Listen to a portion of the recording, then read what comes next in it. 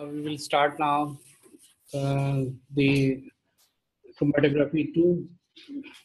We are already 7 minutes late. So I hope the talk will be shorter and we'll finish in about 70 minutes. And the learning outcome is the same. This is the first task. In continuation, it is task 3. Write 2 types of columns, column chromatography based on size of the columns. Size of the column. In the meantime, I see who are the new entrants. Ahmed Saeed. Ahmed Saeed, you are using your own laptop? Okay, good. I've given you the rights. And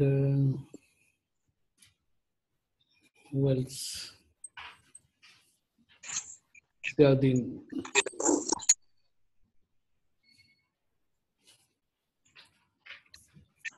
ji. What are the 2 types of columns? Anybody? वालेकुम सलाम जी. चलो अच्छी बात है, सलाम कर रहे हैं जो मेरे को सुबह से.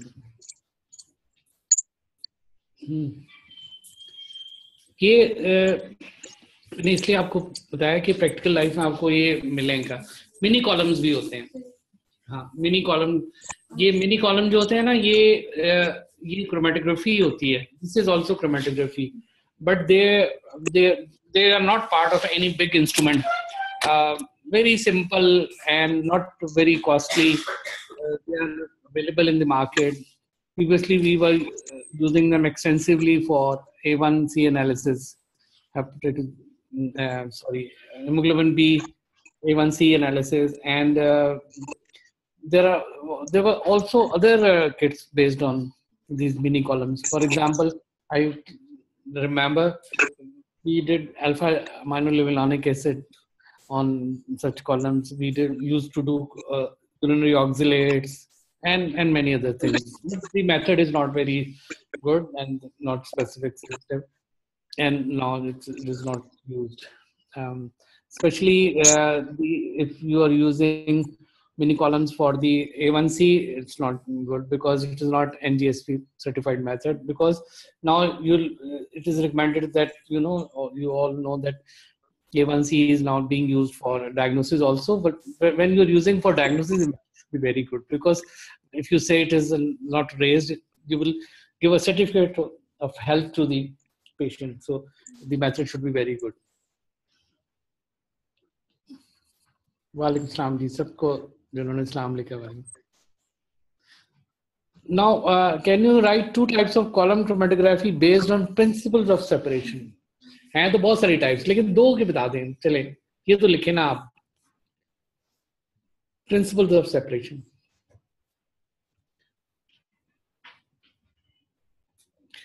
मैं सॉरी, मुझे थोड़ा सा रिवाइज करना चाहिए था.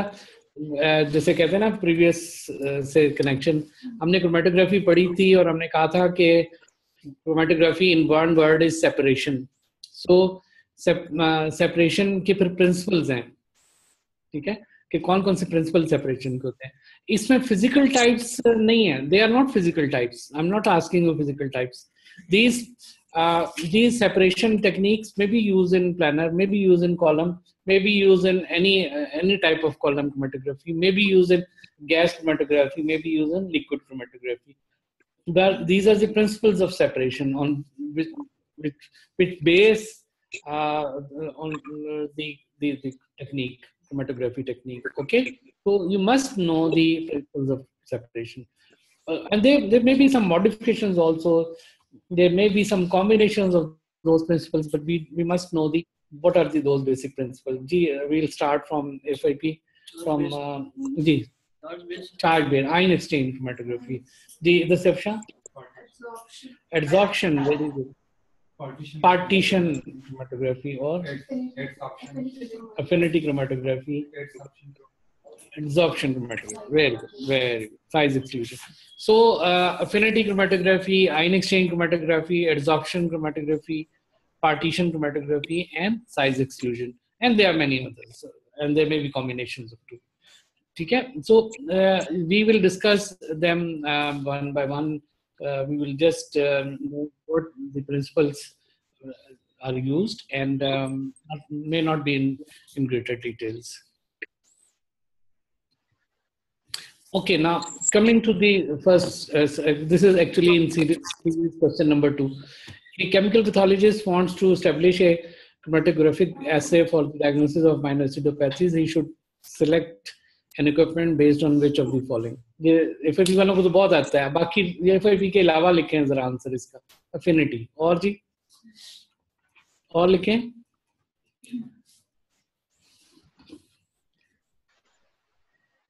मैं रिकॉर्डिंग राइट्स और कुछ देख लूं अगर कोई नए लोग आए. ये SAT वाले आए हैं, सुबह होगी कराची में माशाल्लाह. डॉक्टर हिना भी अभी आई हैं. अच्छा, और कौन है? CMH लाहौर. क्या क्या लिखा है जी? Ion exchange. ये किसने लिखा है? Bahawalpur. Good, they are brilliant people. CMH Lahore ने भी लिखा है. Good, yes. We will use ion exchange chromatography. ठीक है. So let's discuss what is ion exchange chromatography. Ion exchange chromatography is very simple, and it can be used in many columns. It can be used in the larger columns in the instruments. Okay. So जैसे मैंने बताया कि पहले जो mini columns होते थे उनमें भी ion exchange chromatography होती थी. ठीक है, लेकिन अब वो नहीं इतने यूज होते और ना होनी चाहिए because they are not very good.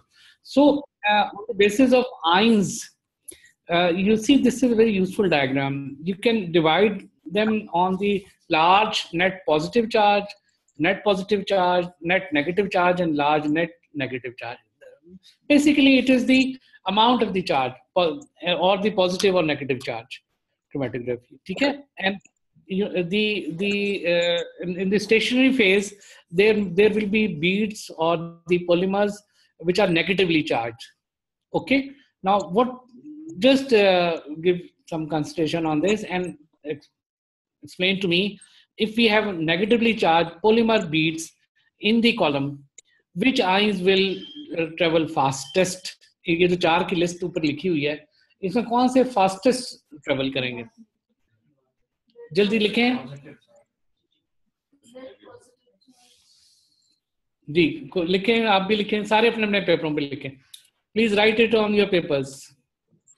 Which will travel the fastest? नहीं, नेगेटिव भी 2 तरह के है ना. लार्ज, ये क्या लिखा है? Net positive.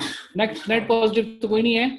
अच्छा, नेट पॉजिटिव भी है. ठीक. अच्छा, ठीक है. और लिखें SAT नेट नेगेटिव.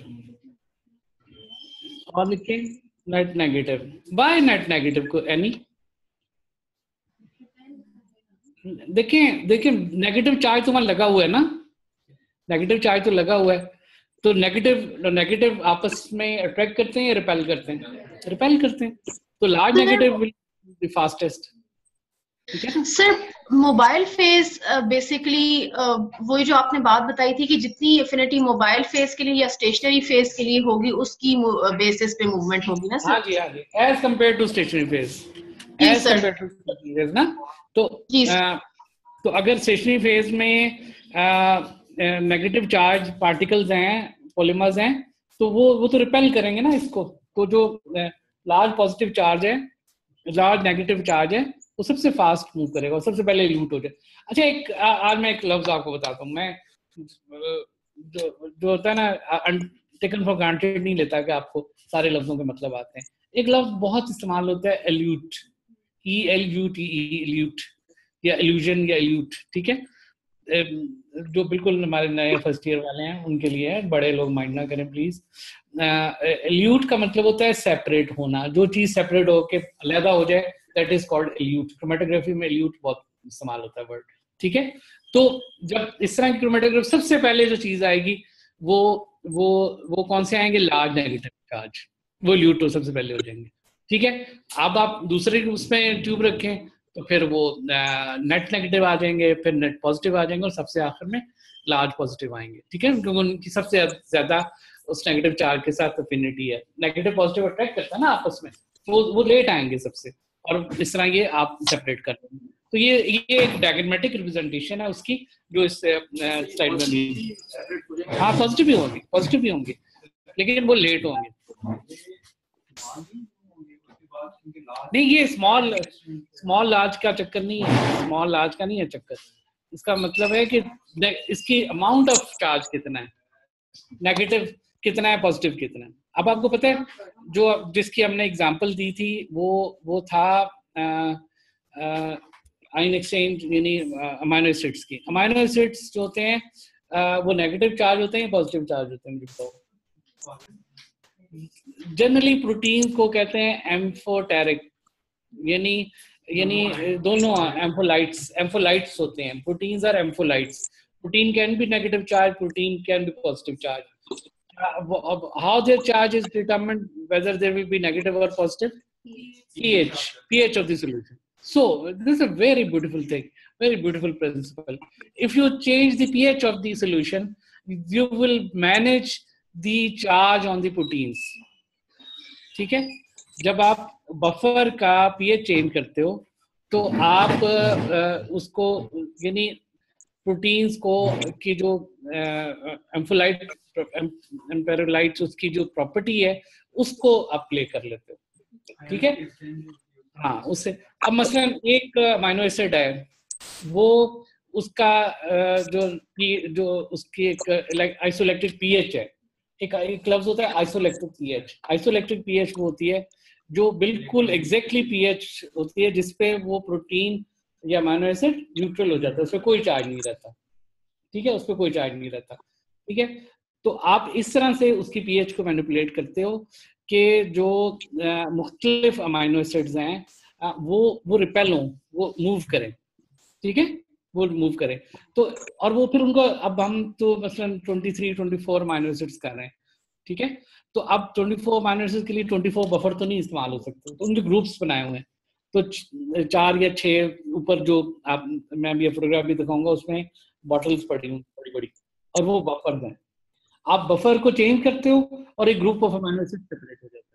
फिर दूसरा बफर लाते हो, आप उठा के नहीं चेंज करते, आप इसके वैल्व को चेंज करते हो, उस सिस्टम से दूसरी बोतल को लाते हो तो उसकी पीएच चेंज हो जाती है, और जो पहले जिनका न्यूट्रल चार्ज था उन चार्ज चेंज हो जाता है और वो सेपरेट हो जाते हैं। ठीक है, इस तरह से आप इनको सेपरेट करते हो। ठीक है, नहीं इसमें 6 बफर यूज करते हैं, 6 बफर यूज, और कुछ क्लीनिंग सोल्यूशन होते हैं, कुछ और चीजें होती हैं। ठीक है, इसमें मोबाइल फेज में बफर है, तो बेसिकली बफर्स है। जी क्या करें, जी हाँ, लेकिन ये तो प्राइम बफर तो होगा ही होगा ना, वो तो क्लीनिंग टाइप या हाँ कौन सा कलर जी, लेकिन वो दूसरा बफर एक नहीं होता, फिर उसको चेंज करते हैं, तभी तो वो फिर सेपरेट होते हैं, अच्छी तरीके से सेपरेट होते हैं। ठीक है जी जी वो सारी चीजें जो होती है ना, वो तो सरफेस टैंक एक्सॉन वगैरह, वो उसकी सरफेस टेंशन को खत्म करने के लिए होता है, फिर क्लीनिंग होती है, फिर तो वो तो उसकी सारी डिटेल्स है ना। लेकिन बेसिक प्रिंसिपल ये है कि बफर चेंज करने से पीएच चेंज होती है और आपके अमाइनो एसिड सेपरेट हो जाते हैं। ठीक है, so this is ion exchange chromatography is based on an exchange of ions between a charged stationary surface and a mobile phase of the opposite charge. Depending on the condition, these solutes are either positively charged or negatively charged and are separated on the basis of difference of their ionic charge and magnitude of. आपने mobile phase जो आपका stationary phase है वो भी charge है। ठीक है, अब जो मोबाइल फेज है वो बफर है, उसमें ये इसमें मेंशन नहीं किया हुआ, ये जो मैंने एक्सप्लेनेशन पढ़ी है उसमें ये बात नहीं लिखी हुई जो मैं बता रहा हूँ आपको, कि आप उसकी पीएच चेंज इसलिए करते हो बफर की, कि जो मोबाइल फेज की पीएच इसलिए चेंज करते हो कि आपके जो अमाइनो एसिड्स हैं उनका अपना चार्ज चेंज हो जाता है, उससे पीएच चेंज करने से उनका चार्ज चेंज होता है जो अमाइनो एसिड्स हैं, और आप उसको फिर सेपरेट कर सकते हो। ये एग्जैक्टली प्रिंसिपल हम बहुत ज्यादा यूज करते हैं इलेक्ट्रोफोरेसिस में भी। जब इलेक्ट्रोफोरेसिस करते हैं तो आपको पता है कि जो हम प्रोटीन इलेक्ट्रोफोरेसिस करते हैं उसमें कौन सा बफर यूज करते हैं? कोई बता सकता है मुझे? अल्कालाइन बफर होता है या एसिडिक बफर? अल्कालाइन बफर होता है ना, मतलब 8 पॉइंट समथिंग उसकी पीएच होती है। तो उसका मतलब ये होता है कि प्रोटीन आप नेगेटिवली चार्ज हो जाएंगे, ठीक है। और नेगेटिवली चार्ज में हर प्रोटीन का जो डिफरेंट आइसोइलेक्ट्रिक पॉइंट है वो डिफरेंट उन पे चार्ज होगा, और उस डिफरेंस ऑफ चार्ज की वजह से वो सेपरेट हो जाएंगे। ये आम इलेक्ट्रोफोरेसिस का प्रिंसिपल है, ठीक है। समझ गए? मैं इसकी डिटेल फिर आपको किसी और उसमें दूंगा। और एक तो ऐसी जबरदस्त इलेक्ट्रोफोरेसिस टेक्निक है which purely is based on isoelectric principle, ठीक है। आइसोइलेक्ट्रिक प्रिंसिपल पे है, तो के आप उसका जो आपकी प्लेट है इलेक्ट्रोफोरेसिस की, उस पे आप पीएच चेंज करते हो, और जो प्रोटीन अपनी उस पीएच पे आ जाती है जिस पर उसका आइसोइलेक्ट्रिक पॉइंट है, वो न्यूट्रल हो जाती है और उसका ट्रबल रुक जाता है, दैट स्टॉप्स मूविंग। जब उसका अपना आइसोइलेक्ट्रिक पॉइंट आ जाता है, वो न्यूट्रल हो जाती है, फिर वो मूव नहीं करती, तो इस तरह से सेपरेट हो जाते हैं। तो आपने उसी एक प्लेट में ग्रेड्स बनाए हुए हैं, पीएच के ग्रेड्स बनाए हुए हैं। तो जो प्रोटीन अपनी आइसोइलेक्ट्रिक पॉइंट पे पहुंची है, जो उसकी पीएच है जहाँ पे वो न्यूट्रल हो जाती है, वहां पे उसका ट्रेवल रुक जाता है और वो सेपरेट हो जाता है, ठीक है। ये एक आइसोइलेक्ट्रिक फोकसिंग, हाँ, एक वो है प्रिंसिपल है उसका। तो तकरीबन ये मिलता जुलता है। आप इसकी डिटेल्स वगैरह जो है ना वो आप पढ़ सकते हैं बाद में। The solute ions are selectively eluted by variation in pH, ionic strength. देखो ना, उसमें पीएच एक वन ऑफ द मेथड्स है, variation in pH. Ionic strength भी चेंज कर सकते हैं, मोबाइल फेज में और भी चीजें ला सकते हैं, ठीक है। Types of exchanger, A9 exchange भी हो सकता है, कैटाइन एक्सचेंजर्स भी हो सकते हैं, ठीक है। दोनों तरह के हो सकते हैं। और ये देखें लेफ्ट राइट पे जो इसकी डायग्राम बड़ी खूबसूरत बनी हुई है कि जो एनाइन एक्सचेंजर होते हैं वो उनके नाम दिए हुए हैं, वो कौन कौन से हैं, और कैटाइन एक्सचेंजर्स कौन कौन से हैं, और इनको आप वेरियस अपनी टेक्निक्स में यूज कर सकते हैं। इसकी हमें ज्यादा डिटेल में जानने की जरूरत नहीं है। और इसकी क्लिनिकल एप्लीकेशंस क्या है? अमाइनो एसिड्स है, इस तरह छोटी छोटी पेप्टाइड्स भी आप सेपरेट कर सकते हैं, ठीक है। पेप्टाइड का क्या मतलब होता है? Chain of amino acids, small chain of amino acids which are not exactly protein but they are the smaller chains of amino acids, तो उनको आप सेपरेट कर सकते हैं। यानी ये हम कौन सी फीडिंग में यूज करेंगे पेप्टाइड्स को सेपरेट करते हैं? प्रोटियोमिक्स प्योरली खैर इसकी बेस पे नहीं होती, लेकिन ये एक टेक्निक है जो आप प्रोटियोमिक्स में यूज कर सकते हैं, ठीक है, टू सेपरेट स्मॉल प्रोटीन्स और पेप्टाइड्स। इसके बाद आप लार्ज यानी प्रॉपर प्रोटीन्स को भी सेपरेट कर सकते हैं। ऑलिगोन्यूक्लियोटाइड्स ऑलिगोन्यूक्लियोटाइड्स का मतलब है कि स्मॉल न्यूक्लियोटाइड्स, यानी 2 to 3 न्यूक्लियोटाइड्स, जो अगर कोई ऐसी चीज है उसको आप सेपरेट कर सकते हैं, ठीक है। एंड प्रॉपर न्यूक्लिक एसिड्स को भी सेपरेट कर सकते हैं। This is the picture, actual picture of our ion exchange chromatograph, जो हमारा इंस्ट्रूमेंट है based on ion exchange chromatography। 32 amino acids की इसमें है फैसिलिटी, लेकिन we separate 23 अमीनो एसिड। ये देखिए पीछे की बॉटल्स पड़ी हैं, ये मैं आपको दिखाना चाह रहा था। ये तकरीबन 6 बॉटल्स हैं इसमें से एक जो है वो क्लिनिक है प्रॉब्ली, और बाकी जो है ना बफर्स हैं। ये बफर्स हैं एक्चुअली जो उसकी पीएच को चेंज करते हैं मोबाइल फेस की, और पीएच चेंज होने से अमीनो एसिड जो है ना उनकी चार्ज चेंज होता है और वो सेपरेट हो जाते हैं। सॉल्वेंट तो वो मोबाइल फेस है ना बेटा, वही मिथानॉल या कोई सॉल्वेंट है इसमें, लेकिन असल बात यह है कि उसकी पीएच चेंज करनी, तो ये बफर ही एक्चुअली मोबाइल फेस बन जाते हैं, ठीक है। ये बफर है, मोबाइल फेस बनते हैं इसमें, ओके। उसके बाद है partition chromatography. Partition chromatography is based on the differences in the relative solubility of analyte molecules between the stationary, यानी partition से मतलब यहाँ पे ये है कि आपने उसकी मतलब कुछ ऐसे solutes होते हैं जो एक खास solvent में ज़्यादा soluble होते हैं, water में होते हैं, कुछ alcohols में होते हैं, कुछ और solvents में होते हैं, based on their solubility to the solvents। जो मोबाइल फेज है, जो आप पार्टिकल्स हैं, जो सब्सटेंसेस है जो आप सेपरेट करना चाहते हैं, उनकी जो सॉल्युबिलिटी है इन दी सॉल्वेंट, उसकी बेस के ऊपर आप उनको सेपरेट करते हैं, ठीक है। अब इसमें एक खास बात यह है कि पार्टीशन क्रोमैटोग्राफी की एक एग्जांपल जो है ना वो कॉलम के अलावा भी है, कुछ बता सकता है कौन सी है? नहीं वो तो कॉलम नहीं हो गया ना। और ये पेपर क्रोमेटोग्राफी और टीएलसी भी बेसिकली पार्टीशन क्रोमेटोग्राफी है। इसके ऊपर जो लेयरिंग हुई होती है ना, वो ये सॉल्वेंट्स होते हैं। उन आपने बताया था ना वाटर की लेयरिंग हुई होती है, वाटर नजर नहीं आ रहा था लेकिन वाटर मॉलिक्यूल्स की लेयरिंग हुई होती है। तो जो सॉल्युबिलिटी जिसकी वाटर के साथ ज्यादा होगी वो उसी उतना ही वो सेपरेट होगा आखिर। मतलब वो तो मतलब फिजिकल स्ट्रक्चर है ना, पेपर और प्लेट्स जो टीएलसी है वो तो एक फिजिकल स्ट्रक्चर है, उसका भी सेपरेशन का कोई प्रिंसिपल तो होगा ना, किसी बेस पे सेपरेट हो रहे होते हैं ना। कैपिलरी रिएक्शन तो हम कॉमन उसमें कह देते हैं कैपिलरी रिएक्शन से वो ऊपर चले गए, लेकिन वो कैपिलरी रिएक्शन क्यों होता है, वो उसका प्रिंसिपल क्या है? मोस्टली उसका प्रिंसिपल ये होता है partition chromatography, solubility to the solvents होती है। वो सॉल्वेंट आपको नजर नहीं आ रहा होता जो उसके ऊपर प्लेट के ऊपर लगा हुआ होता है, ठीक है। हाँ ठीक है। सो दी सेपरेशन, ये जो है स्टेशनरी फेज, ये लिक्विड होती है, यानी लिक्विड, लेकिन वो उस तरह लिक्विड नहीं होती पेपर में, वो थिन लेयर उसकी की होती है और ड्राई किया होता है उसको। ये थोड़ी समझने वाली बात है, लेकिन जो आप अभी आपने एग्जांपल दी लिक्विड लिक्विड क्रोमेटोग्राफी में भी एग्जैक्टली तरह का प्रिंसिपल यूज होता है, ठीक है। तो सॉल्यूट्स ये लेकिन dissolved in liquid phase coated on surface of solid support, ये जैसे ये हुआ, ठीक है। तो इसको क्या कहेंगे? लिक्विड लिक्विड क्रोमेटोग्राफी कहेंगे। एग्जांपल्स क्या है? गैस लिक्विड भी हो सकती है, यानी लिक्विड फेज इसमें स्टेशनरी होगी और गैस मोबाइल फेज होगी, मोबाइल फेज होगी, ठीक है। लिक्विड लिक्विड भी हो सकती है, इसको एलएलसी कहते हैं। मुझे इसकी कोई एग्जांपल नहीं पता कि एलएलसी कहाँ यूज होती है, ये यूज भी होती है।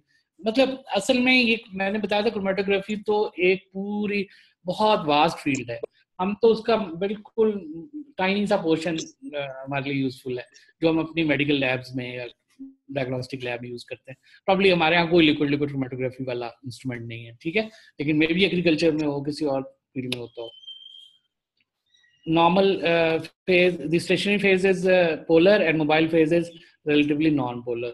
तो इस पोलैरिटी की बेस के ऊपर आप इसको सेपरेट कर सकते हैं। रिवर्स फेज में ये थोड़ा सा देख लेंगे, ये कई दफा होता है कि what is reverse phase chromatography. Reverse phase में ये होता है कि स्टेशनरी फेज नॉन पोलर है और मोबाइल फेज पोलर है, वरना यूजुअली यानी आप समझिए ये कन्वेंशन है। अब नॉर्मल लफ्ज या फिर आ गया जो कि मैं कहता हूँ ना नहीं यूज करना चाहिए, लेकिन 12 ये साइंस में होता है ऐसा कि नॉर्मल का मतलब ये कि स्टेशनरी फेज पोलर हो, यानी bye convention whenever stationary phase is polar it is called normal phase, ठीक है।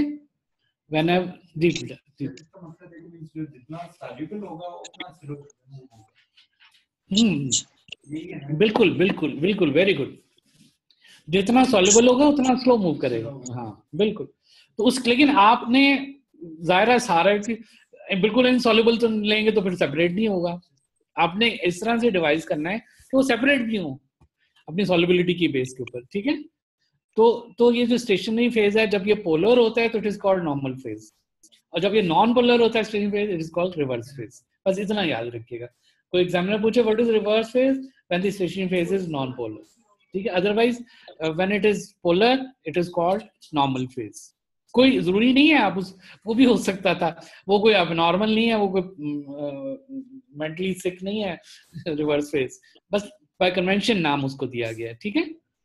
बहुत सारी चीजें साइंस में होती हैं, ठीक है। आप रिवर पे खड़े हैं, आपको पता है रिवर का राइट किनारा कौन सा होता है, लेफ्ट कौन सा होता है? जरा सिंध से जिनका ताल्लुक है उसका जवाब देना। ग्रे सिंध का हम कहते हैं लेफ्ट बैंक और राइट बैंक, तो वो राइट बैंक कौन सा होता है, लेफ्ट, इसका कन्वेंशन क्या है? What is the convention? आपकी डायरेक्शन किस तरफ होती है तो आप उसको राइट बैंक कहते हैं, लेफ्ट बैंक कहते हैं। नहीं नॉर्थ नहीं, नो फ्लो कौन सा flow? Flow of the river, very good. Downstream. If you are facing downstream and your right hand is called right hand of the flow or flow of water, यानी downstream कहते हैं इसका। तो अगर आपका मुंह कराची की तरफ है और दरिया सिंध के किनारे पे खड़े हैं, लेकिन मुंह पेशावर की तरफ नहीं है, कराची की तरफ है, तो आपका जो राइट साइड है that is called right bank, और लेफ्ट तो बहुत जगह लिखा होता है right bank canal, left bank canal. तो कभी आपने सोचा है कि राइट बैंक और लेफ्ट बैंक तो उल्टा होगा? उसका नाम तो इसी तरह की कन्वेंशंस होते हैं, ठीक है। तो मैं अब क्लॉकवाइज एंटी क्लॉकवाइज ये भी कन्वेंशन है, ठीक है। कायनात पूरी एंटी क्लॉकवाइज घूमती है, आपको पता है, इसीलिए तवाफ भी जो होता है काबा का वो एंटी क्लॉकवाइज होता है। बहरहाल मैं अब ज्यादा उस पर नहीं जाता। एड्सॉर्प्शन क्रोमेटोग्राफी, अब एड्सॉर्प्शन मेरे ख्याल हमारे यहाँ इतना यूज नहीं होता, तो लेकिन इसका भी वही है, यानी कितना, जैसे चारकोल होती है, आपको तो चारकोल एक बड़ी टिपिकल एग्जांपल है एड्सॉर्प्शन की, कि वो सिर्फ चीजों को अपने ऊपर बाइंड कर लेती है, बाइंडिंग होती है। Adsorption is a type of binding, ठीक है। एंड अगेन ये भी इन्फिनिटी से मिलती जुलती चीज है, but it is not based on polarity, ठीक है। ये फिजिकल उसकी वो है प्रिंसिपल है कि कितना वो उसके साथ उसकी वो बाइंड करती है, ठीक है। तो ऐसा कॉलम आपने बनाया जिसमें एड्सॉर्प्शन डी एब्सॉर्प्शन है, यानी कुछ सब्सटेंसेस एब्सॉर्ब होते हैं और कुछ substance desorption and absorption, adsorption desorption इसकी बेस के ऊपर होता है, ठीक है। The separation absorption chromatography is based on the difference in adsorption and desorption of analyte molecules at the surface of the solid particles. The stationary phase is solid. Essentially इसमें stationary phase solid होती है, और जो mobile phase होती है उसकी कैसे, for example इसमें चारकोल आपने कोट की हुई, चारकोल कोट की हो, ठीक है, स्टेशनरी फेज के ऊपर, तो कोई आप ड्रग्स को सेपरेट करना चाहें तो वो आप जब उसको मिक्सचर ऑफ ड्रग्स को डालेंगे उसमें, तो वो बड़े आराम से सेपरेट हो जाएंगे। कुछ के हाँ की ज्यादा होगी एब्जॉर्प्शन, आप उसकी चारकोल की उसको चेंज करोगे लेयर को कॉलम के अंदर, और वो बिकॉज ऑफ देयर एब्जॉर्प्शन वो सेपरेट हो जाएंगे, एल्यूट हो जाएंगे, ठीक है। लेकिन इसमें वैसे फिजिकल प्रिंसिपल क्या क्या है? इलेक्ट्रोस्टैटिक करंट कोटा वाले जानते हैं क्या होता है, व्हाट इज इलेक्ट्रोस्टैटिक करंट? कोटा सही कभी हुआ एक्सपीरियंस? झटके लगते हैं? नहीं, झटके तो नहीं लगते। हाँ, और स्पार्किंग होती है। हाँ, नहीं, खास तौर पे बल्कि कहते हैं समटाइम डेंजरस भी हो जाता है। ब्लैंकेट्स को आपने देखा है कोयटा में, वो स्पार्किंग होती है बाकायदा ब्लैंकेट्स में ना, आप ब्लैंकेट को जिस तरह हिलाते हैं तो स्पार्किंग होती है। कोयटा में क्यों होती है खास तौर पे इलेक्ट्रोस्टैटिक करंट? ब्लैंकेट गुलकार मार्केट से बहुत मिलते हैं। नहीं, क्यों होती है कोयटा में? ड्राइनेस है, ह्यूमिडिटी नहीं है, बारिश बहुत कम होती है, तो जहाँ ड्राइनेस होती है, अगर तो मॉइस्ट ज्यादा हो तो फिर इलेक्ट्रोस्टैटिक करंट नहीं जनरेट होगा ना, फिर तो मॉइस्ट है। लेकिन ड्राइनेस अगर हो बहुत ज्यादा, और खासतौर पे कोयटा में उन दिनों में होती है जब बारिश बिल्कुल नहीं होती, तो वो इतना इलेक्ट्रोस्टैटिक करंट प्रोड्यूस होता है कि वो समटाइम्स कहते हैं कि हीटर के सामने ना आप कमल को रखें, ऐसी चीजों को ना रखें, क्योंकि वो स्पार्क बाकायदा अंधेरे में आपको फ्लेम नजर आता है, उसमें से स्पार्क नजर आता है। हाँ, उसमें भी लगता है। आप कहते हैं गाड़ी में करंट कहाँ से आ गया? हाँ, करंट लग रहा। Very good. तो ये इलेक्ट्रोस्टैटिक करंट होता है, आप उसकी प्रिंसिपल पे कर सकते हैं। आप हाइड्रोजन बॉन्ड नहीं, उसकी आप चेंज करते हैं, उसकी आप प्रॉपर्टीज चेंज करते हैं, लेयरिंग की चेंज करते हैं थ्रू द कॉलम। उससे फिर ये होता है कि जो ज्यादा बाइंड कर रहे हैं उनसे वो देर से आएंगे, जो कम बाइंड कर रहे हैं वो जल्दी लूट हो जाएंगे। आजकल फेशियल वॉश नहीं आ रहे चारकोल क्या आ रहे हैं? नहीं, सोप्स भी आ रहे हैं और वो फेशियल वॉश भी आ रहे हैं, ठीक है। हाइड्रोजन बॉन्डिंग है, फिर इसके अलावा डिस्पर्सिव इंटरेक्शन है वगैरह, इस तरह की चीजें हैं, ठीक है। तो ये इसकी राइट पे आपको डायग्राम नजर आ रही है। This stationary phase is a solid, separation is due to series of adsorption desorption steps, ठीक है। तो ये इसकी एग्जांपल्स क्या हैं? गैस क्रोमेटोग्राफी मेनली ये गैस क्रोमेटोग्राफी में यूज होती है, ठीक है। अफिनिटी क्रोमेटोग्राफी, अब ये अफिनिटी बहुत मजेदार चीज है। अफिनिटी में का मतलब ये कि कोई भी चीज इसमें यूज हो सकती है। इसमें मसलन एंजाइम सबस्ट्रेट यूज हो सकता है, एल्काइल फॉस्फेटेज ले लें और उसमें फॉस्फेट डाल दें, या उसमें क्या होता है हाइड्रोजन पेरोक्साइड डाल दें, फिर आप हार्मोन और उसका रिसेप्टर यूज कर लें। लेकिन इसमें मेरा ख्याल है सबसे कॉमन एग्जांपल है एंटीजन एंटीबॉडी, ठीक है, एंटीजन एंटीबॉडी। तो इसको ये वो अफिनिटी का मतलब वो चीजें हैं जो आप बाकी टेस्टों में भी यूज करते हैं, ठीक है।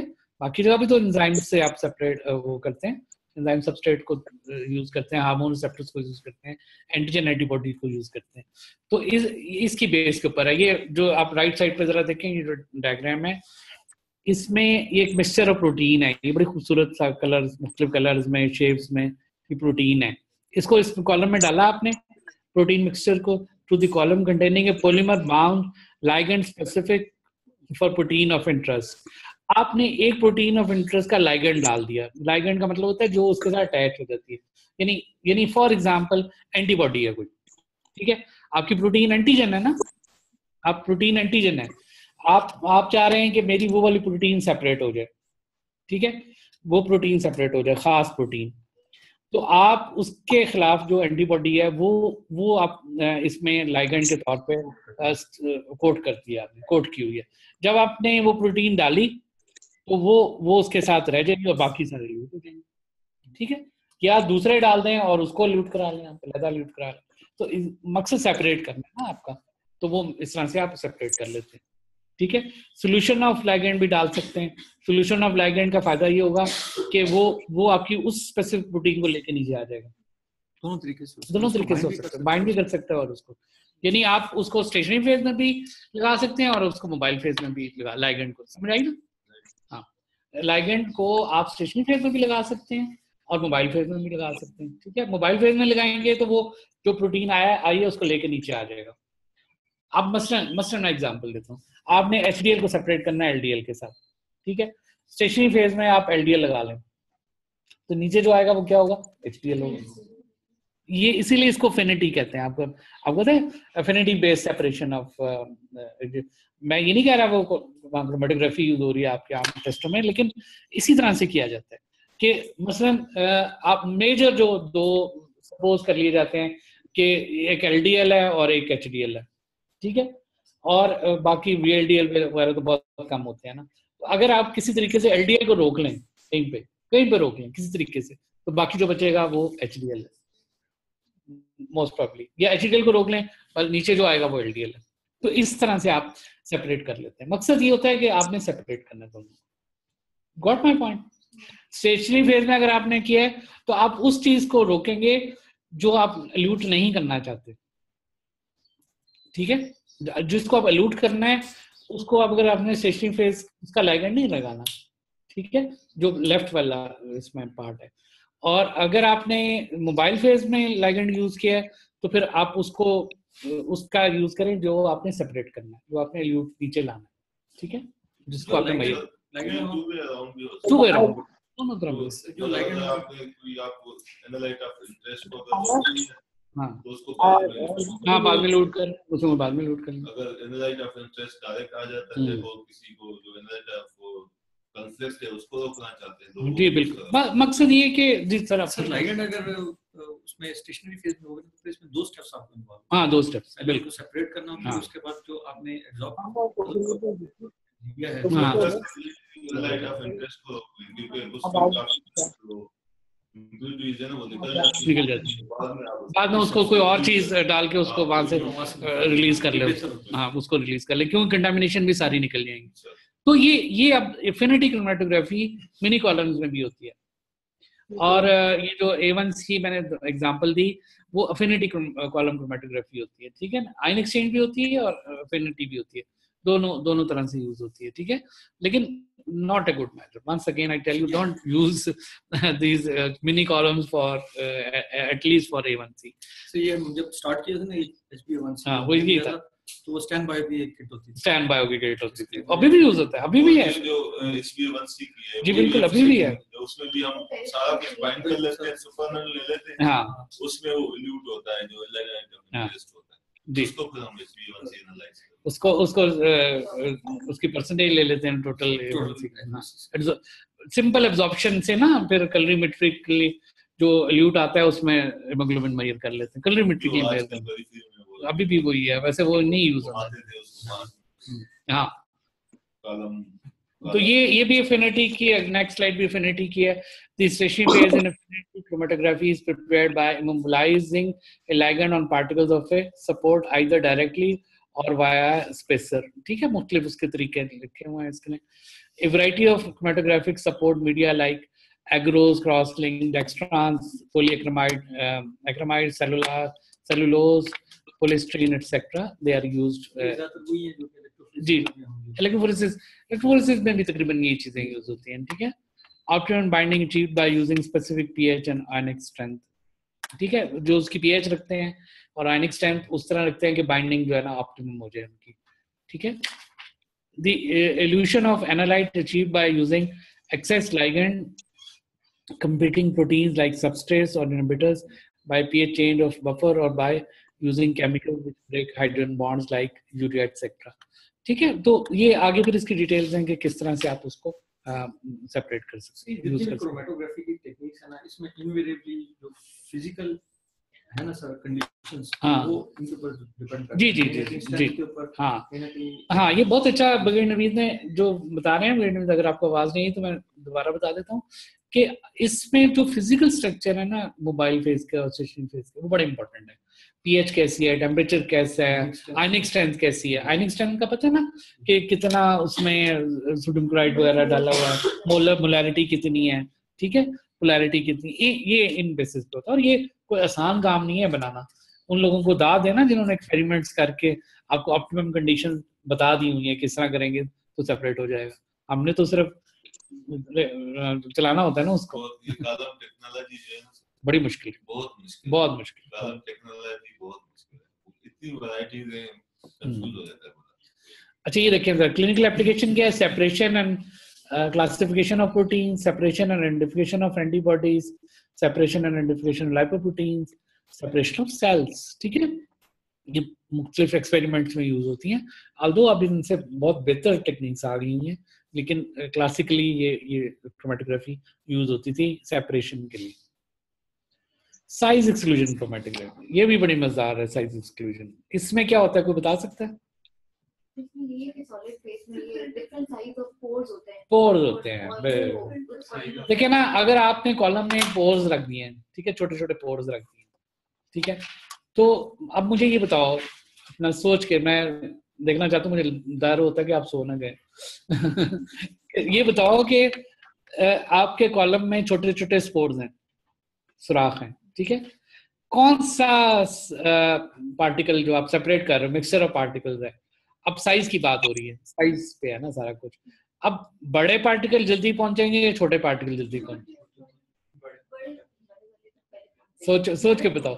बिग जी, और लिखें सारे लिखें। लार्ज पहुंचेंगे पहले, नीचे ल्यूट कौन पहुंचे, मतलब ल्यूट कौन से ल्यूट होंगे पहले? स्मॉल, कोई स्मॉल कह रहा है, कोई लार्ज कह रहा है। स्मॉल, लार्ज, वाह मजा आ गया जी सबने। नहीं, लार्ज ने ज्यादा लिखा है और मेजॉरिटी ठीक कह रही है। इधर देखो, स्मॉल बेचारे तो उधर ही फंस जाएंगे ना, फोर साइजेस में, चाय की पत्ती की तरह। दो जो बड़े हैं उनको तो स्पोर रोक नहीं सकेंगे, वो जल्दी ही लूट हो जाएंगे, ठीक है। जो स्मॉल हैं वो हैं, नहीं समझ आएगी। हाँ, देखो जो स्मॉल है ना, उनको वो उन जो पोर्स हैं उसके अंदर से गुजरना पड़ेगा, ठीक है, लार्जर डिस्टेंस ट्रेवल करना पड़ेगा। जो लार्ज है वो अंदर तो जा नहीं सकते, तो नीचे ही आएंगे ना, वो सब वो आ जाएंगे डायरेक्टली। नहीं, ये अदर वे राउंड है ना, ये नहीं, कॉलम में से गुजर रहे हैं आप, ठीक है। तो जो स्मॉल है वो साइडों से उसके स्पोर्स में चले जाएंगे। हाँ, मैं अभी दिखाता हूँ, अभी जरा देखें। अगर ना समझ आए तो आप सिद्रा क्या कह रहे हो? सिद्रा प्लीज, क्या कह रहे हो? हाँ, ग्रेविटी पुल भी ज्यादा होगा, बिल्कुल, ये भी बात है, बिल्कुल। ये सुन लें जरा, ये एमफिल वालों के लिए तो ये टॉक्स बड़ी इंपॉर्टेंट है। ये तो है एमफिल असल, ठीक है। हाँ, 2 और नई आ रही हैं जनवरी में और 1 जुलाई में आएगी। Okay, size exclusion chromatography separates analyte on the basis of their molecular sizes, ठीक है। मॉलिक्यूलर साइज की बात हो रही है यहाँ पे। Molecular shape and hydration are also factors. इसके कुछ और फैक्टर्स भी हैं, मॉलिक्यूलर शेप भी और हाइड्रेशन भी। The other names of size exclusion chromatography are gel filtration, gel permeation, steric exclusion, molecular exclusion, and molecular sieve chromatography. Sieve का क्या मतलब होता है? चलनी, ठीक है, चलनी। A variety of materials with different pore sizes are used as stationary phase, ठीक है। Pore sizes different होते हैं. The small molecules gets temporarily entrapped in the pores, while as the large molecules remain entirely in the mobile phase and are eluted rapidly from the column. The molecules that are intermediate in size elute between large and small. समझ आई बात? यानी ये मैंने क्या कहा था शुरू में, वो जो मैंने एनिमेशन बताई थी आपको, ठीक है, कि जो जिसकी एफिनिटी मोबाइल से ज्यादा होगी वो जल्दी लूट होगा, जिसकी स्टेशनरी से कोई डिस्ट्रैक्टर्स हैं, स्टेशनरी उसको डिस्ट्रैक्ट कर रही है स्टेशनरी फेज, उतना ही वो लेट होगा. जो स्टूडेंट फेसबुक ज्यादा यूज करेगा, व्हाट्सएप यूज करेगा, वो देर से पास होगा. ठीक है, तो ये प्रॉब्लम स्मॉल मॉलिक्यूल्स का यही होता है कि दे गेट एंट्रैप्ड. गुजर तो रहे हैं, ठीक है, उन पे भी ग्रेविटी पुल हो रही है, लेकिन उनमें से बहुत सारे उन पोर्ट्स में फंस जाएंगे. ठीक है, उन पोर्ट्स में फंसेंगे तो वो पहुंचेंगे तो वो भी, लेकिन थोड़ा डिस्टेंस ज्यादा उनको ट्रेवल करना पड़ेगा. ठीक है, तो जो अब ये नहीं है कि ये यस या नो नहीं है. This is not yes no, this is not black and white, there are grey areas also. यानी कुछ कितना स्मॉल है कितना लार्ज है ये उसके साइज पे डिपेंड करता है. ठीक है, दीता है. हाँ बेटा मैं बात करता हूँ, हम इंशाल्लाह कुछ करेंगे आज तो. अच्छा मैं बात ठीक है, वो आईसीयू में तो वो बात नहीं करेगा, आईसीयू के बाद बाहर निकले ना फिर पहले भी नहीं उसमें नहीं, वो मोबाइल नहीं यूज करते आईसीयू में. हाँ तो नहीं बात जरा राउंड कर लेना, उसके बाद करता हूँ मैं. वो पहले भी नहीं उठा रहा था, तो इंशाल्लाह हम कोशिश करते हैं आज पहुंच जाए ना, खुद बात कर लूँ मैं आके. डोंट वरी, इंशाल्लाह अल्लाह खैर करे. Okay. The small molecule gets temporarily entrapped in the particles. The molecules that are intermediate size elute between large and small molecules. ठीक है, used more for preparative than analytical purposes. ये एक नई चीज आपके लिए है कि ये जो टेक्निक है ये ज्यादा हमारे नहीं यूज होगी. बिल्कुल, हम तो प्रेपरेटिव क्रोमेटोग्राफी नहीं करते. ठीक है, तो प्रेपरेटिव क्रोमेटोग्राफी ये होती है कि आपने कोई उसको आपने किसी चीज को सेपरेट करना है और उसको फिर कहीं यूज करना है. फॉर एग्जांपल मैं एग्जांपल देता हूँ, आपने एक एंटीबॉडी सेपरेट करनी है और उसके बाद उस एंटीबॉडी को किसी एनिमल में इंजेक्ट करना है. ठीक है, या कोई प्रोटीन आपने सेपरेट करनी है उसको कहीं इंजेक्ट करना है, उससे एंटीबॉडी प्रोड्यूस करनी है. ठीक है, ऐसा होता है ना साइंस में. आप आखिर एंटीबॉडीज कैसे प्रोड्यूस होती हैं, आप उसको एंटीजन को इंजेक्ट करते हैं ना, तो एंटीजन कैसे सेपरेट करेंगे, उसके लिए ये टेक्निक यूज होती है. हमारे हम पढ़ेंगे नेक्स्ट उसमें कि समटाइम्स हम लिक्विड क्रोमेटोग्राफी को एक इनिशियल फेज के तौर पे भी यूज करते हैं फॉर जब हम एमएस करते हैं, तो उसमें आप कह सकते हैं प्रेपरेटरी है एक तरह से कि आप पहले उसको सेपरेट कर लेते हैं. ठीक है, तो लेकिन ज्यादातर हमारे यहाँ एनालिटिकल यूज होती है क्रोमेटोग्राफी. ठीक है, ये साइज एक्सक्लूशन की ये देखेंगे, ये बहुत प्यारी डायग्राम है. सही कह रही हैं आप.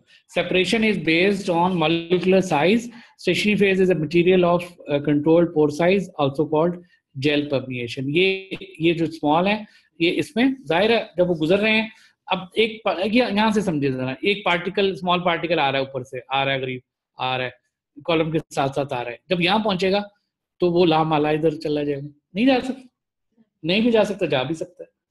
तो जब वो जाएगा तो इसका मतलब वो एल्यूट देर से होगा. ठीक है, जबकि लार्ज है वो जब यहाँ से गुजरेगा तो वो तो पास ही नहीं कर सकता इससे. ठीक है, अब ये पोर साइज इतना नहीं है कि ऐसे बना दिया जैसे इसमें कॉलम फिगर में नजर आ रहा है, वो भी बड़े तरीके से बनाए जाते हैं. कितना साइज होगा, कौन से आपके पार्टिकल्स हैं जिनको आप सेपरेट करना चाहते हैं, पर्पस क्या है आपका. ठीक है, तो they are very technical things, not very simple. लेकिन समझाने के लिए डायग्राम बनाई गई है कि जब ये गुजरेगा, ये कॉलम है, ये एक साइड नहीं है, पूरा राउंड चीज है ये. हाँ, तो जब वो गुजरेगा तो वो उसमें चांसेस हैं कि वो उधर स्लिप हो जाए. ठीक है, तो ये वही पोरस मटेरियल कॉलम, ये उसी तरह की एग्जांपल दी हुई है. ठीक है, तो लार्ज और इस तरह से आप साइज की बेस के ऊपर, this is just on the basis of size you separate the things. Okay, ये कॉलम जो है जी ये यूनिवर्सल नहीं होते जी. हाँ हाँ हाँ बिल्कुल. सैंपल है उसमें जितने भी केमिकल्स हैं उसको आप सेपरेट कर या नहीं, ये डिजाइंड होते हैं फॉर सर्टेन ग्रुप ऑफ हाँ। और उन कॉलम्स को क्या किस तरह से टर्मिनोलॉजी यूज करते हैं? सी के साथ तो टर्मिनोलॉजी होती है ना उनकी, C14 कॉलम्स, या आप बताइए कैसे जूते का। हाँ वो एनालाइट ऑफ इंटरेस्ट आपके ग्रुप ऑफ हाँ। एनालाइट या ग्रुप ऑफ केमिकल्स के लिए वो एक्सक्लूसिव होते हैं, हाँ। डिजाइन हाँ। होता है। लेकिन जैसे अब हम जो कर रहे हैं, ज्यादातर हमारे जो सब्सटेंसेस हैं जो हम LC-MS पे फॉर एग्जांपल हमने एनालाइज करने हैं, तो वो को बहुत ज्यादा उसमें नहीं हमें कॉलम्स की जरूरत पड़ती। कोई ग्रुप ऑफ एनालाइट्स के लिए एक कॉलम होता है, लेकिन जब उसका मेथड हम डेवलप करते हैं या हम कहीं से डाउनलोड करते हैं या देखते हैं तो उसमें लिखा होता है कि इसमें फलां कॉलम यूज होगा, तो वो कॉलम फिर आपको मंगवाना पड़ता है, लगाना पड़ता है उसमें। ठीक है, तो वो इसलिए कॉलम, क्योंकि उसके अंदर जो उसकी स्पेसिफिकेशन है, जो उसकी पैकिंग, कॉलम पैक कहते हैं ना उसको, तो कॉलम की जो पैकिंग है वो स्टेशनरी फेज है, जो वो स्पेसिफिक है आपके एनालाइट के मुताबिक। तो that's why it is very technical. ठीक है, मोबाइल फेज भी आप खुद चेंज हो जाते हैं, आप खुद उसका सॉल्वेंट चेंज करेंगे, सारा उसका पीएच चेंज करेंगे, उसको बनाएंगे, और जो कॉलम है वो एक्चुअली आपकी स्टेशनरी फेज। ठीक है, वहां और कोई स्टेशनरी फेज का लफ्ज नहीं, उसका कॉलम यूज होता है, तो कॉलम कॉन्सेप्ट। ठीक है, right. 3 differences between HPLC and gas chromatography. अब हम थोड़ा सा ये पढ़ने, क्वेश्चन का मतलब है कि गैस क्रोमेटोग्राफी हमने पढ़नी है, HPLC आपने थोड़ी सी पढ़ ली थी, तो गैस क्रोमेटोग्राफी क्या होती है? कुछ आता है किसी को? लिखें चलें लिखें।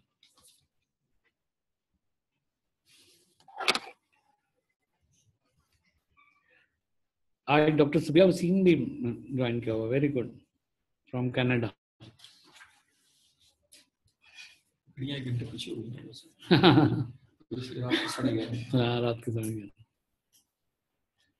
ओके जी, तो ये हम लिखेंगे। डॉक्टर सुंबल आप बताइएगा आपके क्या लेवल का क्वेश्चन? गैस है। असल में गैस क्रोमेटोग्राफी को गैस क्रोमेटोग्राफी क्यों कहते हैं? कि उसमें मोबाइल फेज गैस है। और हाँ, ये मुझे सिर्फ एक सवाल का जवाब बताएं कि इसमें से सिंपल टेक्निक कौन सी है? Gas chromatography. मोबाइल फेज क्या लिखा है? Mobile phase difficult to temperature sensitive, whereas, हाँ GC। ठीक है,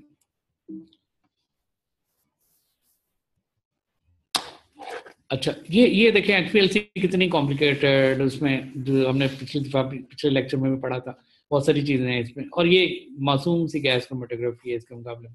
एक इसमें कैरियर गैस है और एक इंजेक्टर है, और इसको आप कॉलम से गुजारते हैं और उसके बाद इसकी आप क्रोमेटोग्राम ले लेते हैं। ठीक है, तो आप ये देखते हैं इसके टेबल में कि क्या क्या इसके डिफरेंसेस है। In HPLC, it can use non-volatile and thermally unstable compounds. Essentially, ये बहुत ही important, अगर आपके पास MCQ आ जाए कहीं किसी स्टेज पे, तो most essential part for gas chromatography is volatility. The substance should be volatile. ठीक है, तो या तो आप उसको या तो वो नेचुरली वोलेटाइल है, या आप उसको वोलेटाइल सॉल्वेंट में डालेंगे।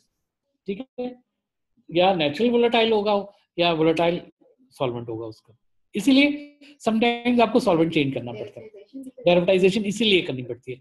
मसलन आपका तो सीरम है सैंपल, ठीक है, अब सीरम में तो सीरम का सॉल्वेंट क्या है? मैंने आपको पिछली बार पूछा था, वाटर है। तो वाटर तो में तो नहीं है वो वोलेटाइल, तो आप उसको ड्राई करते हैं पहले। ठीक है, एक ड्रायर, फ्रीज ड्रायर के साथ, किसी चीज के साथ उसका वाटर सारा वेपरेट कराते हैं, पीछे एक पैलेट सी बन जाती है, पाउडर सा रह जाता है। उस पाउडर को आप वोलेटाइल सॉल्वेंट में डिसॉल्व करेंगे, फॉर एग्जांपल मिथेनॉल में। ठीक है, ईथर में, मिथेनॉल में, उसको आप यूज करेंगे, क्योंकि आप जब आप गैस क्रोमेटोग्राफी करने जा रहे हैं। समझ रही बात की? Very important step. तो इसको, इस प्रोसेस को जिसमें आप सॉल्वेंट चेंज करते हैं, इसको कहते हैं डेरिवेटाइजेशन। तो समटाइम्स डेरिवेटाइजेशन आपको करनी पड़ती है। ठीक है, it is complicated and expensive equipment, it is simple and, अब ये सिंपल लिखा तो है as compare to HPLC, as compare to HPLC। ये भी बहुत कोई ये नहीं है कि 500 रुपए का आ जाता है ये भी, लेकिन ये सिंपल है. Its overall analysis is not that fast, it is quite rapid. In this, no universal detector or available. In this FID flame emission, flame ionization. I'm sorry. Flame ionization detector, universal detector available. यानी HPLC में कोई universal detector नहीं है. आप उसकी जो detection technique है कोई भी यूज कर सकते हैं. आमतौर पे फ्लोरेसेंस भी हो सकती है, आप कलरीमेट्री भी हो सकती है, कुछ किसी तरीके से आप उसको कर सकते हैं. जबकि जो गैस क्रोमेटोग्राफी का एसेंशियली एक ही यूनिवर्सल डिटेक्टर है. और मेरे पास एक छोटी सी मैंने डाउनलोड की है क्लिप, अगर टाइम हुआ तो मैं दिखा दूंगा. ये आपको मैं लिंक भेज दूंगा उसका, कि फ्लेम आयनाइजेशन क्या होती है. ठीक है, वो फ्लेम में डालते हैं उस गैस को और उससे वो आयनाइज हो जाती है, और वो आयनाइजेशन प्रिंसिपल के ऊपर आप उसकी डिटेक्शन करते हैं. ठीक है, FID कहते हैं, फ्लेम आयनाइजेशन डिटेक्टर. अच्छा, ये क्या हो गया? It can be use for inorganics. It is not possible for inorganics में, तो जाहिर आप यूज करते हैं. It has low degree of sensitivity. इसकी सेंसिटिविटी गैस क्रोमेटोग्राफी की बहुत अच्छी, यानी लो क्वांटिटी ऑफ उसमें डिटेक्ट कर लेता है. ठीक है, HPLC बहुत लो क्वांटिटी के लिए नहीं है, लेकिन सेपरेशन बहुत अच्छी है इसमें. It quite skilled and well trained personnel, fairly suitable for routine analysis, does not require skilled person. Tailing is less frequently occurring. In this compound with polar ionization function, groups causes, यानी telling का मतलब होता है कि कुछ groups बिल्कुल separate ही नहीं होते. टेलिंग का लफ्ज जो इस्तेमाल होता है क्रोमेटोग्राफी का, वो फेलियर है. क्रोमेटोग्राफी का प्रिंसिपल क्या है? सेपरेशन. अगर सेपरेशन हुई ही नहीं, यानी कुछ ऐसे कंपाउंड्स हैं जो मिक्स ही रहे और आखिर में इकट्ठे ही आ गए, तो आप वो टेलिंग कहलाती है, यानी उसमें फेलियर टू सेपरेशन है. ओके जी, ये अब क्वेश्चन है. A chemical pathologist wants to establish a confirmatory test for estimation of ethanol methanol in biological sample. मतलब सिचुएशन ये है कि आपके पास एक सस्पेक्ट एडिक्ट आया है. ये एडिक्ट नहीं आया, मतलब ये कि उसने अल्कोहल ली हुई है. ठीक है, अब कोर्ट का केस है, कोर्ट में जाएगा केस. वैसे तो बड़े सिंपल है अल्कोहल के मेथड्स, वो इवन आप ब्रेथ टेस्ट से कर लेते हैं, लेकिन sometimes you have to give a very accurate report. बहुत आपको पक्की रिपोर्ट देनी पड़ती है. ठीक है, मतलब उसने एक्सीडेंट कर दिया, बंदा मार दिया, उसका आपने ब्लड सैंपल उस वक्त लिया है या यूरिन सैंपल. अब you want a report which is very authentic, कि उसने अल्कोहल थी कि नहीं थी उसमें, और कितनी थी. ठीक है, उससे जो अलाउड है उससे ज्यादा थी या नहीं थी. अब उसके लिए आपको बहुत अच्छा मेथड चाहिए. ये सवाल है. She wants, chemical pathology wants to employ a technique with minimum samples preparation step to reduce. जल्दी रिपोर्ट भी जल्दी देनी है, ये डायरेक्टराइजेशन वगैरह करने का कोई मौका नहीं. ठीक है, which of the following chromatography techniques will, I hope आपको सवाल समझ आ गया है. जल्दी रिपोर्ट देनी है, ऑथेंटिक रिपोर्ट देनी है. जल्दी एंड ऑथेंटिक.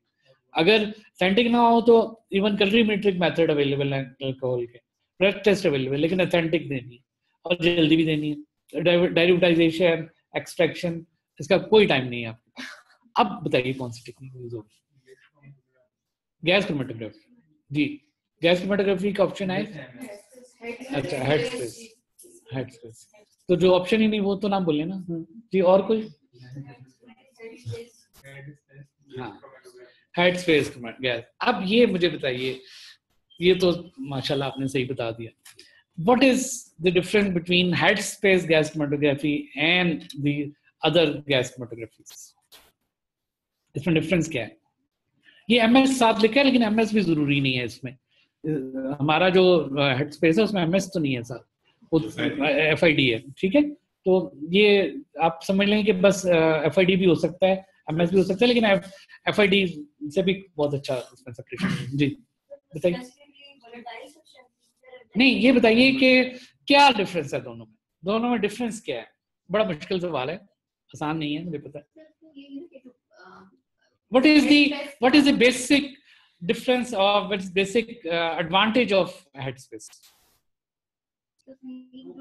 सुनो. है ना, हेड स्पेस जिसको कहते हैं, जो कंटेनर की बात हम पर डायरेक्ट डाल देते हैं, और जो सील होते हैं, और उसका जो सैंपल है वो तो नीचे होता है लेकिन जो वोलेटाइल चीज है वो ऊपर से जाती है। हाँ, तो अच्छा air बात, है बस उसमें। इतनी सी बात है। आप कोई सैंपल प्रिपरेशन नहीं करनी पड़ती है आपको। ये सारे लोग गौर से सुने, बड़ी मजेदार बात है। और chemical pathologist should know this, what is head space, क्या होती है हेड स्पेस प्लीज। तो एफएपी वालों को तो पता है, लेकिन सारों को मैं चाह रहा हूँ कि सबको पता हो। आप एक कंटेनर में कोई स्पेशल कंटेनर ले लें या आम कंटेनर, उसमें अपना सैंपल डाल दें जिसमें अल्कोहल है। अब क्या होगा, आप थोड़ी देर उसको रखेंगे, अल्कोहल उसमें अगर मौजूद है तो वो अल्कोहल क्या होगी, एवेपोरेट होकर ऊपर आ जाएगी। ऊपर से आपने सील किया हुआ है, ऊपर से सील किया हुआ है ना उसको, आप उसको बाहर नहीं निकलने दे रहे। अब उसी कंटेनर को आप कनेक्ट कर देते हैं इंस्ट्रूमेंट के साथ, ठीक है। और जो अल्कोहल ऊपर वेपरेट करके उसके स्पेस में आ गया हुआ है, वो इंजेक्ट हो जाता है इंस्ट्रूमेंट में, बस आप उसको डिटेक्ट कर लेते हो। ऊपर से कैरियर गैस आ जाती है, वो उसको ले जाती है। और and quick, simple, quick, authentic है क्रोमेटोग्राफी। और आपने कोई सैंपल कुछ भी नहीं किया, उसी बॉटल को ला के रख दिया, जो ऊपर वोलेटाइल सब्सटेंस उसके स्पेस में आ गया था, वो इंजेक्ट होके क्रोमेटोग्राफी में चला गया। आगे FID MS लगाया हुआ है आपने, वो इंजेक्ट हो। समझ आ गई बात की? तो this is a very good method for detection of volatile substance. Medical की एग्जांपल तो मैंने दी आपको कि अल्कोहलिक है, आप उसको डिटरमिन करना चाह रहे हैं। पॉइजनिंग भी आ जाती है। मुझे याद है कि हमारे शिफाम में मैं था तो वहाँ आइसोप्रोपेनॉल पॉइजनिंग एक हुई थी किसी वजह से, पता नहीं क्यों। तो उसका सैंपल यहाँ भेजा, हम तो अल्कोहल सस्पेक्ट कर रहे थे, वो आइसोप्रोपेनॉल निकला। ठीक है, मुख्तलिफ। लेकिन और भी इसका जो यूज है ना, सबसे ज्यादा इंडस्ट्री में है। इंडस्ट्री में क्या है, ये जो पेट्रोल अब लेते हैं, गैसोलीन इसको कहते हैं, गैसोलीन का जो सेपरेट आपने, वो कहते हैं कि पता नहीं 300 ज्यादा कंपाउंड हैं गैसोलीन के, उनको आप सेपरेट कर सकते हैं इस तरीके से, ठीक है, क्योंकि वो वोलेटाइल है, वो वेपरेट हो जाएगा और वो आहिस्ता आहिस्ता उसमें चला जाएगा, ठीक है। तो headspace analysis employs a specialized sampling and sample reduction technique, making use of equilibrium established between the volatile components of a liquid or solid phase and the gaseous vapor phase in a sealed sample. वो ये जो बात मैंने आपको simple सी बताई है ना, वो मुश्किल अंग्रेजी में लिखी हुई है कि वो इक्विलिब्रियम आ जाता है ना, जब वो बाहर आ जाएगा वोलेटाइल सब्सटेंस उस लिक्विड से, तो वो इक्विलिब्रियम एक आ जाएगा, ठीक है, उसको आप बस यूज कर लेते हैं। Aliquots of gaseous phase are sampled for analysis, ठीक है। ये हेड स्पेस की एग्जांपल है कि ये देखें ना, ये इसमें ये इतनी अच्छी डायग्राम नहीं, आई एम सॉरी, ये यहाँ तक लिक्विड है, ये आपका सैंपल है, यूरिन है, ब्लड है, जो भी है, आपने ब्लड ही होता है आमतौर पे, ये ब्लड है, ठीक है। ये आपको नजर आ रहे हैं ना, ये वो वोलेटाइल सब्सटेंस है, वो वोलेटाइल सब्सटेंस जो लिक्विड से लदा हो गया, बाहर आ गया। अब इसको आपने एक वो इंजेक्टर के जरिए इंस्ट्रूमेंट में पहुंचा दिया, बस इतना सा काम है, और उसकी एग्जैक्ट क्वांटिटी आपको बता देगा। हेडस्पेस की क्या एप्लीकेशन है, वही है, forensic analysis of blood and urine alcohol levels, quality and production control of diesel fuel and beer में भी अगर आपने देखना है कि या वाइन्स में कि कितना अल्कोहल है उसमें, वो भी तो कोई करेगा ना, तो वो भी आप देख सकते हैं, ठीक है, मुख्तलिफ इसके। ये जो तीसरा यूज है ना, मैं आपको जुबानी बता देता हूँ, खुद पढ़ लीजिएगा। ये माइक्रोबायोलॉजी के लिए बड़ा अच्छा यूज है कि बैक्टीरिया जो होते हैं उनके खास फैटी एसिड्स कंटेंट सेपरेट होते हैं, वेपरेट होते हैं। आपने पता हो आपको कि कौन सा बैक्टीरिया कितने और कौन से फैटी एसिड्स उससे वेपरेट होते हैं, उससे आप बैक्टीरियल आइडेंटिफिकेशन कर सकते हैं। तो do tell your microbiological colleagues we have something for you, ठीक है। जब हम MS पढ़ेंगे नेक्स्ट, तो उसमें भी एक उनके लिए एक्साइटिंग चीज है, लेकिन इसमें भी आप उनको बता सकते हैं कि एक और भी है माइकोलिक एसिड, वो ये माइकोलिक एसिड है, बल्कि सॉरी, ये ट्यूबरकुलोसिस में आपको पता है माइकोलिक एसिड होता है, माइकोबैक्टीरियम ट्यूबरकुलोसिस, तो माइकोलिक एसिड वेपरेट होता है और आप उसको यूज कर सकते हैं। ओके, अब हम क्रोमेटोग्राम, एक क्रोमेटोग्राफी की एक बड़ी एसेंशियल चीज है विच इज कॉल्ड क्रोमेटोग्राम। अब क्रोमेटोग्राम क्या है, ये इस क्वेश्चन में खुद लिखा हुआ है, is the graph obtained after many chromatographic procedures. The height of the peaks of the chromatogram depend on which of the following chromatogram. अब वो peaks हैं, ठीक है। अब पीक्स जो है ना वो किस चीज पर डिपेंड करता है, ये सवाल है। लिखे नहीं, आंसर लिखे, लेकिन ये क्या लिखा है? सी polarity of the stationary phase, the or A concentration, और FFP वाले क्या कह रहे हैं इधर, जरा जूनियर बच्चों को बोलने हैं ना अलवीना। शाबाश शाबाश, very good very good, concentration of the analyte, बिल्कुल सही है। अब ये एक chromatogram, this is one chromatogram example के तौर पे। अब इसमें क्वेश्चन में तो सिर्फ पीक का क्वेश्चन था ना, लेकिन और भी कुछ चीजें हैं। मसलन ये एक सब्सटेंस है, ये आ गया यहाँ पे, ठीक है, सेपरेट हो गया, ठीक है। इसके पीछे और भी सब्सटेंस आ रहे हैं, सेपरेट हो रहे हैं, ठीक है। यहाँ इंजेक्शन हुई है और ये सबसे पहले सेपरेट हुआ है, ठीक है। अब ये देखें कि ये जो सब्सटेंस है, ये जो सेपरेट हुआ है, अब आपको क्या पता चलेगा कि ये कौन सा सब्सटेंस है, वो कौन सी चीज है जो आपको, ये जो नीचे लिखी हुई है चार चीजें लिखी हैं, इनमें से कौन सी चीज है जो बताएगी कि ये सब्सटेंस कौन सा है, ये कौन सा सब्सटेंस सेपरेट हो गया है। ये मेरा क्वेश्चन, जरा जूनियर बताइए जी। तेगा कुछ है आइडिया? आप भी लिखें। Which of the four things will help you to identify the substance? Identification इनमें से कौन सी चीज करती है? नहीं, हाइट तो वही हो गया। Retention time, very good, retention time.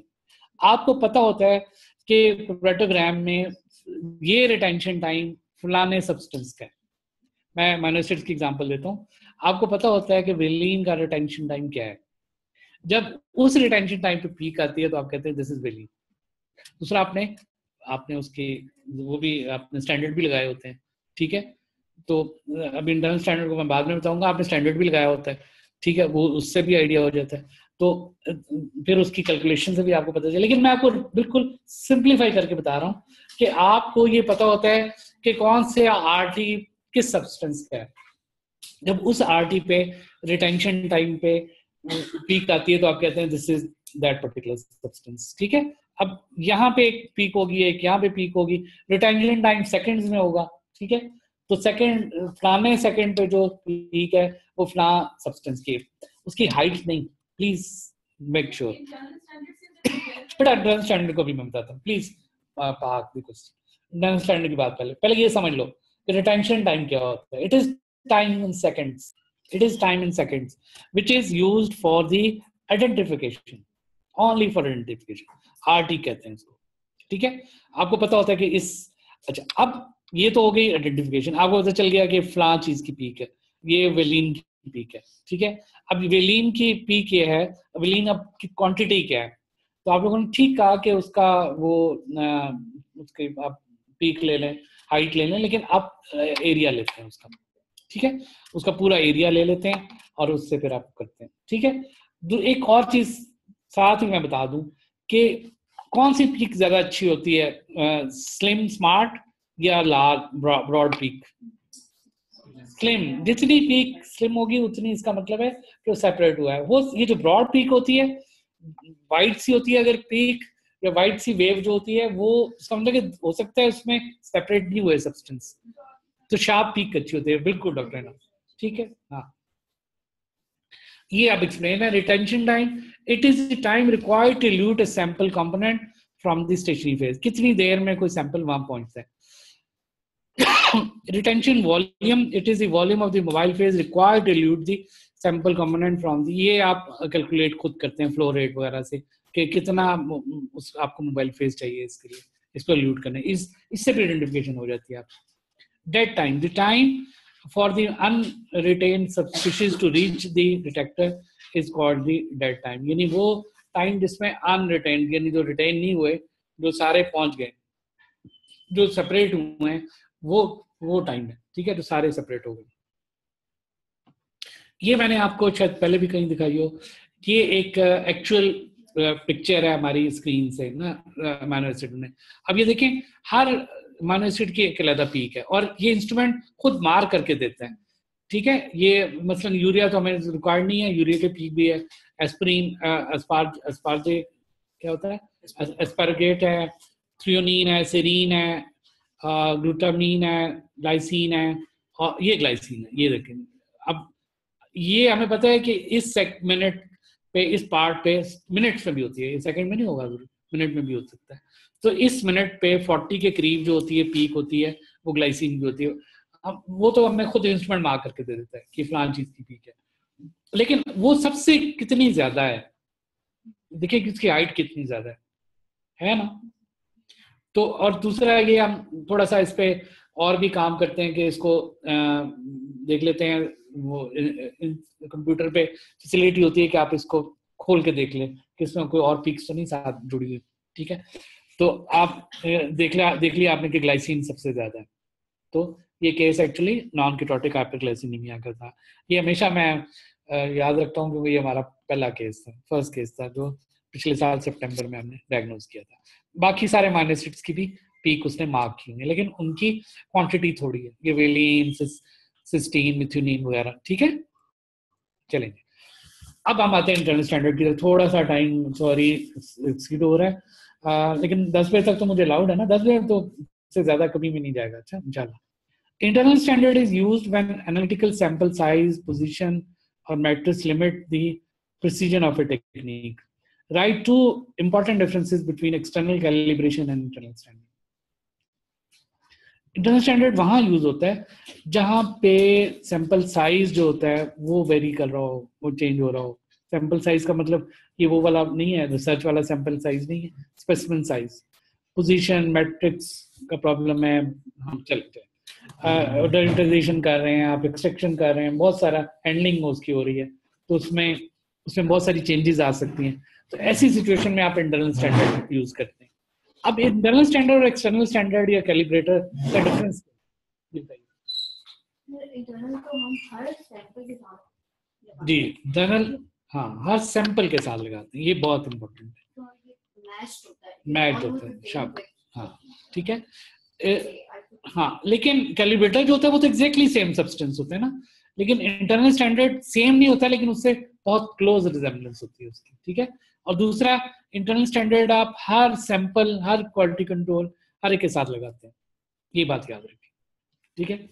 तो ये इंटरनल स्टैंडर्ड वैसे भी बहुत इंपॉर्टेंट चीज है केमिकल पैथोलॉजी में। जो भी टेक्निक्स थोड़ी सी एडवांस है और आपको बड़े एक्यूरेट रिजल्ट चाहिए, आप उसमें इंटरनल स्टैंडर्ड यूज करते हैं। Whenever samples are handled or prepared in any way, additional errors are introduced from the many variables involved with the sample preparation, such as volume or weight measurement errors, ठीक है, losses on surface of containers or because of evaporation. ये मुख्तलिफ errors हैं जो आ सकती हैं, contamination, transfer errors. तो इसमें आप इंटरनल स्टैंडर्ड यूज करते हैं। The internal standard method of calibration aims to compensate for these potential sources of error. ये बड़ी वंडरफुल डिस्कवरी है जिसने भी ये मेथड इंट्रोड्यूस किया है। ये बिल्कुल हर चीज को न्यूट्रलाइज कर देता है internal standard by adding A surrogate compound. Surrogate का मतलब होता है, जैसे हमने सरोगेट मार्कर पढ़ा हुआ है कि कहते हैं कि ये जैसे ट्विन नहीं होता, ट्विन, मैं एक बड़ी आपको क्रूड सी एग्जांपल देता हूँ। ट्विन्स होते हैं ना, आप बजाय उनको सेपरेट नहीं कर सकते, दोनों को अलग अलग नहीं पहचान सकते, लेकिन माँ पहचान लेती है किस जो ट्विन की माँ होती है उसको पता होता है कि ये फलां, ये मकबूल है, ये दूसरा है, ठीक है। तो जो या ये काज़म है, ये नाज़िम है ठीक है। तो ये बाकी लोग नहीं पहचान सकते। तो बिल्कुल इंटरनल स्टैंडर्ड आप ऐसा सिलेक्ट करते हैं जो उस कंपाउंड से बिल्कुल मिलता जुलता होता है, लेकिन वो नहीं होता, मिलता जुलता होता है लेकिन सेम नहीं होता। अब उसके लिए मैंने आपको शायद बताया था कि आइसोटोप डिफरेंट यूज कर लेते हैं। मसलन कार्बन 12 है तो कार्बन 13 यूज कर लें, कार्बन 14 यूज कर लें। उसके बनाने में इंटरनल स्टैंडर्ड आपको खुद बनाना पड़ता है, ठीक है। इंडस्ट्री में मैन्युफैक्चर किया जाता है इंटरनल स्टैंडर्ड, ठीक है। उसमें डिफरेंट आइसोटोप के साथ सेम कंपाउंड यूज किया जाता है। सरोगेट ऑफ डिफरेंट ओरिजिन, बिल्कुल ठीक है। सरोगेट वही होता है जो उसका रेप्लिका हो, वो एग्जैक्टली वो चीज ना हो, ठीक है। So by adding a surrogate, amount of similar chemical attribute to analyte of interest of known amount to the sample prior to any sample preparation and or analysis. The surrogate should experience the same changes. अब ये ना हो कि आधे रास्ते में आपने surrogate डाला है, इंटरनल स्टैंडर्ड डाला है, यानी आपने एक्सट्रैक्शन कर लिया फिर डाला है, आपने डेरिवेटाइजेशन के बाद डाला, नो, बिल्कुल स्टार्ट में आप उसको ऐड करेंगे, हर सैंपल में ऐड करेंगे, हर कंट्रोल में ऐड करेंगे, ठीक है। अच्छा, अब फिर क्या करते हैं? By developing a calibration curve based on the relative response of the target analyte to the amount of the surrogate, much of the variation can be removed. अब ये होता है, अब ये थोड़ा सा इसमें कैलकुलेशन इन्वॉल्व है, उसके लिए भी मैंने क्लिप आपके लिए डाउनलोड किया हुआ है, वो आप देख लीजिएगा कि आप एक रेशो निकाल लेते हैं इंटरनल स्टैंडर्ड की उस एनालाइट के साथ, आप एक नॉन पहले क्वांटिटी ऑफ उसी एनालाइट की नॉन क्वांटिटी लेते हैं, ठीक है, उसी एनालाइट की एक नॉन क्वांटिटी लेते हैं, और इंटरनल स्टैंडर्ड की तो क्वांटिटी वैसे भी आपको पता होती है, तो उन दोनों को रन करते हैं और एक फैक्टर निकाल देते हैं, एक फैक्टर निकाल, एफ से उसको डिनोट करते हैं, एक फैक्टर निकाल देते हैं। उसके बाद आपने 10 सैंपल रन किए उसी अननोन के, तो आप उस फैक्टर के साथ सिंपली उसको मल्टीप्लाई करते रहते हैं, हाँ, डिवाइड या मल्टीप्लाई, उसके वो फैक्टर फिर आप यूज कर लेते हैं, ठीक है, फिर आपको हर दफा दोबारा कैलकुलेशन नहीं करनी पड़ती। ये है इसका, जिस तरह से कैफीन और थ्योफाइलिन है, हाँ, कैफीन और थ्योफाइलिन आइडियल है सेरोगेट, एग्जैक्टली अमीनो ग्रुप। ये हम जो है ना, अमीनो एसिड में नोरल्यूसिन एक कंपाउंड है, नोरल्यूसिन, उसको हम इंटरनल स्टैंडर्ड के तौर पे यूज करते हैं। सारे अमीनो एसिड में हम हर सैंपल में हम जो है ना नोरल्यूसिन ऐड करते हैं, हर सैंपल में नोरल्यूसिन, तो उसकी कर्व आ रही होती है, और उस नोरल्यूसिन से वो खुद ही कंप्यूटर जो है ना हमें उसकी रेशो निकाल के तो हम बता देते हैं। तो पीक जो कैलकुलेशन आती है, फाइनल कैलकुलेशन आती है जो मिलीमोल में आती है वो या माइक्रोमोल में आती है, वो उस नोरल्यूसिन से डिराइव की होती है। Norleucine is the internal standard. How to use prepare a set of standard for analyte A as with the calibration curve method, but add a constant amount of a second species to each solution. ये second जो species है ये internal standard है, ठीक है। Prepare a plot of SA over SB versus A, ठीक है, ये जो मैंने भी आपको बताया। The genetic measurement will be independent of sample size and position. तो जो measurement आएगी उसमें फिर sample कहाँ पे पड़ा है, यानी क्रोमेटोग्राम में कहाँ पे है उससे नहीं डिपेंड करता, वो इंटरनल स्टैंडर्ड की अपनी अलग पीक आएगी।